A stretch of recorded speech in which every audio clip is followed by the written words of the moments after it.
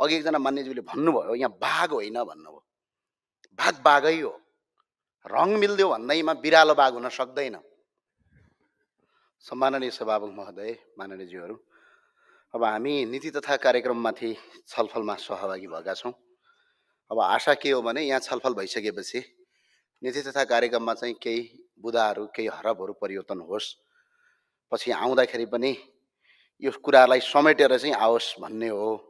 तर यहाँभन्दा अगाडि पनि त्यस्तो कुराहरू त भएको छैन। यो वर्ष हुन्छ कि भन्ने एउटा आशा हो। र यो नीति तथा कार्यक्रम आउँदै गर्दा सरकारले चाहिँ यो नीति तथा कार्यक्रमभन्दा बाहिरको कुरा पनि जबरजस्ती यहाँ छिराएको देखियो। यो हाम्रो यो नीति तथा कार्यक्रमको यो निलो किताबको पेज नम्बर 2 मा स्पष्ट लेख्यो, नेपालको संविधान अन्तर्गत बसेर यो नीति तथा कार्यक्रम आएको हो जस्तो मलाई लाग्छ। तर नेपालको संविधानको धारा 17 को उपधारा 17 को क मा जसरी तपाईको फरक विचार राख्ने मान्छेलाई पनि सम्मान गर्ने स्वतन्त्रताको हक भन्ने कुरालाई नै निस्तेज पारेर यो नीति तथा कार्यक्रममा उल्लेख गरियो। सरकारले चाहिँ राष्ट्रपतिलाई जबरजस्ती पढ्न लगायो जस्तो लाग्छ मलाई। त्यो भावनाले यसमा चाहिँ राष्ट्रिय प्रजातन्त्र पार्टी हाम्रो चाहिँ खेद प्रकट गर्न चाहन्छौँ र यो हामी स्वीकार्न तयार छैनौँ, सबभन्दा ठुलो कुरा। र अर्को कुरा रह्यो, अब यो यहाँ अघि धेरै मान्यज्यूहरूले बोल्नुभयो, जवाब दिनु त पर्छ जस्तो मलाई लागेको थिएन।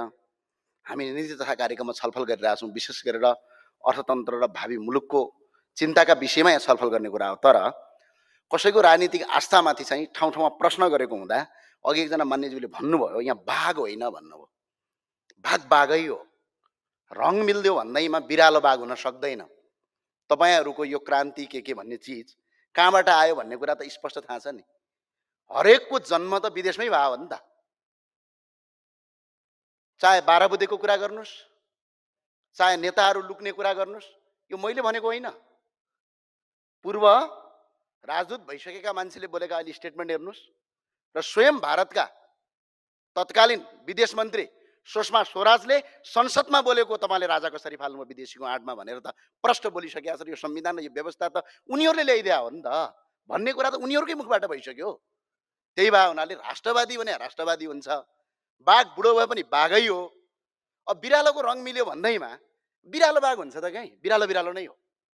त्यो भए हुनाले यो देशको इतिहास हो राज संस्था। ठिक छ, तपाईहरुलाई कुरा चित्त बुझ्दैन, तपाईहरुले जन्म संग्रह गर्नु पनि भएन, जनतामा जानु पनि भएन, काहीँ आन्दोलनले फाल्या पनि होइन। तपाईहरुले त छलकपट गरेर फाल्या हो। ठिकै छ, ठिक छ, अहिले भइराखेको छ। तर हरेक कुरामा, हरेक शब्दमा हुँदा हुँदा नीति तथा कार्यक्रममा पनि यस्ता कुराहरू गर्नु चाहिँ त्यति उचित हो जस्तो मलाई लाग्दैन। मैले यति नै यसको जवाब दिएँ। बाघ बाघै हो, रङ मिल्दैमा बिरालो बाघ हुन सक्दैन।